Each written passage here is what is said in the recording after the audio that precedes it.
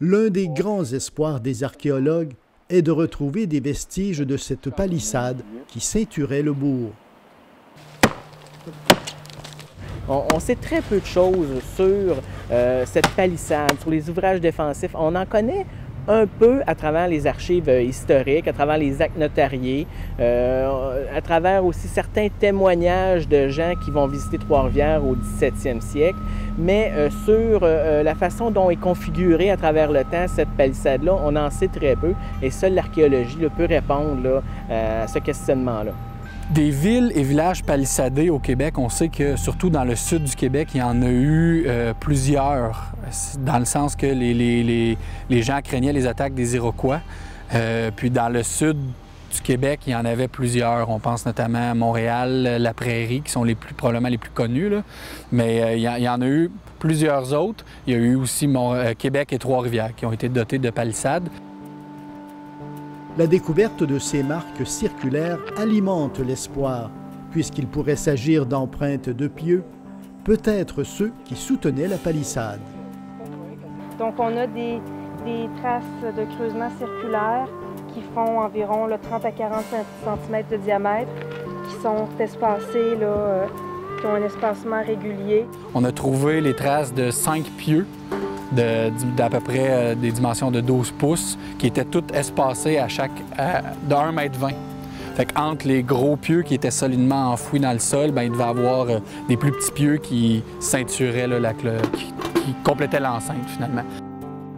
Des analyses ultérieures invalideront cette hypothèse, mais plus tard, elle sera confirmée avec la mise au jour de nouvelles traces dans la zone du Flambeau et d'autres un peu plus au sud, dans le même axe. Déjà d'avoir le tracé, puis d'avoir certains éléments comme la dimension des pieux, la distance entre chaque pieu, mais là on va pouvoir aller, en faisant des analyses plus poussées, là, remonter, comme je le disais, jusqu'à la démarche que l'ingénieur a eu à faire pour implanter la fortification de Trois-Rivières. Il faut le dégager, ça nous aide à le comprendre. Il a été photographié, il va y avoir beaucoup d'autres relevés photos faits. Là, il y a un relevé en plan qui est en train de faire. Donc, ils font un dessin en plan à l'échelle qui va nous servir aussi de base pour l'arpentage. On l'a possiblement, la palissade, donc il y a des informations qu'on peut préciser par nos données, finalement.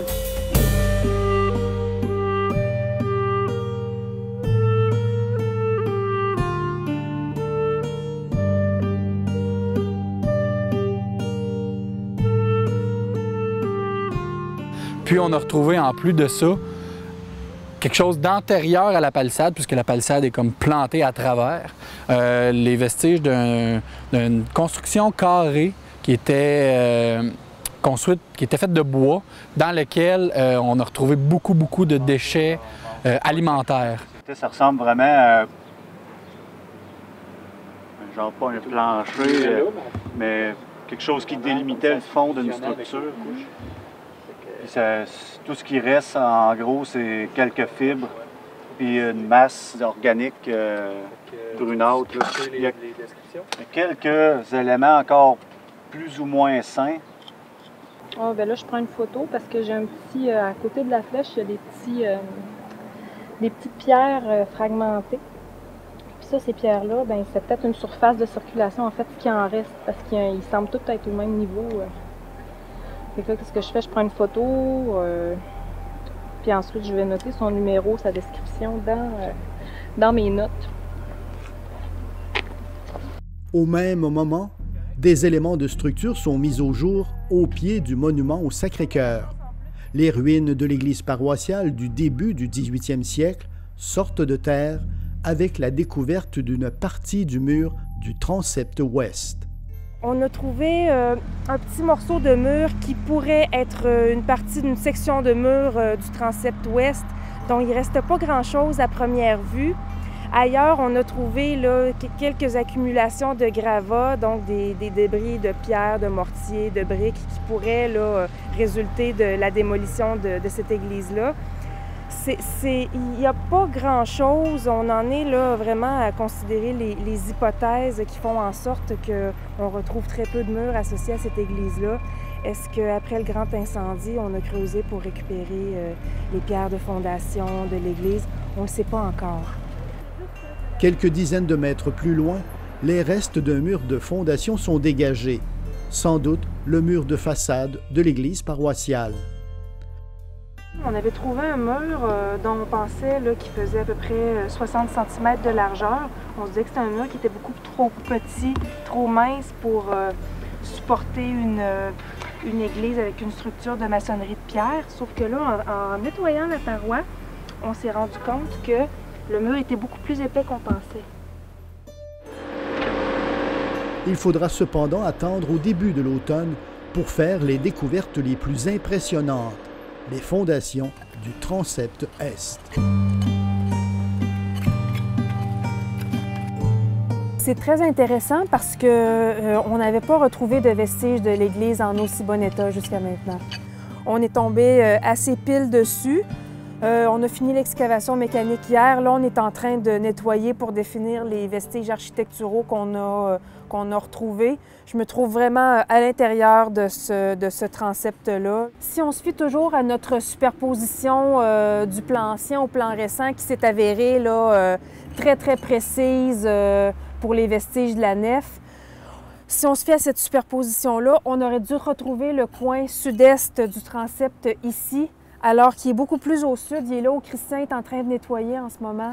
Donc, pour l'instant, j'ai mis l'hypothèse que peut-être le transept avait été aussi agrandi. Ces découvertes permettent de confirmer la localisation de l'ancienne église.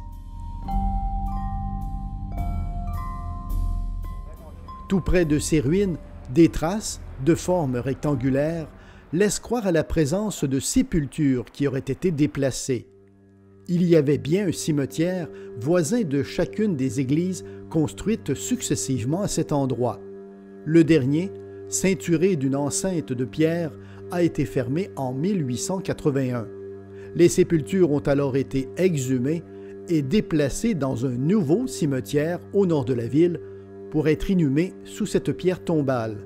De toute évidence, plusieurs ont été oubliés.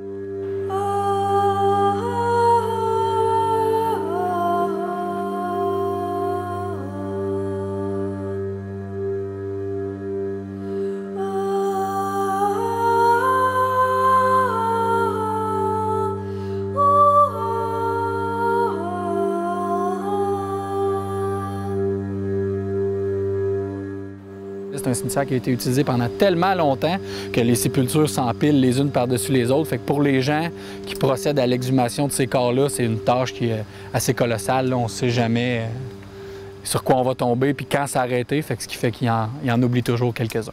Il faut se reporter au 17e siècle. Trois-Rivières est assez éloigné quand même de Québec et Montréal, doit s'autosuffire d'une certaine façon. Évidemment, on va retrouver des agriculteurs, on va trouver des paysans, mais également on va retrouver des gens des arquebusiers, ça veut dire des gens qui travaillent dans les métaux fins. On va retrouver également tous les métiers qui sont nécessaires à faire fonctionner un bourg de cette façon-là, mais également, évidemment, on va retrouver des jésuites parce que ces jésuites-là ont comme mission d'évangéliser les Amérindiens.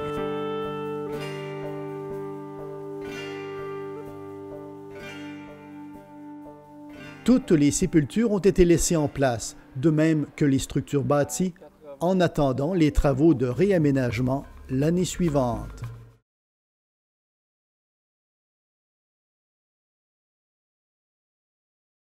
On fait ce qu'on appelle une surveillance archéologique.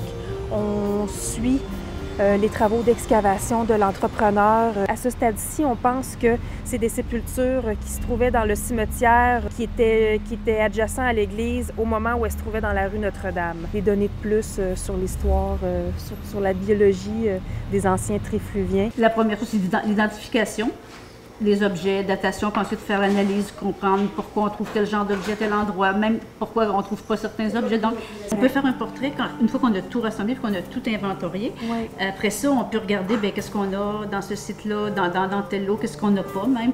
C'est quelque chose que j'ai jamais vu au cours de ma carrière. C'est écrit la date du 12 mai 1741.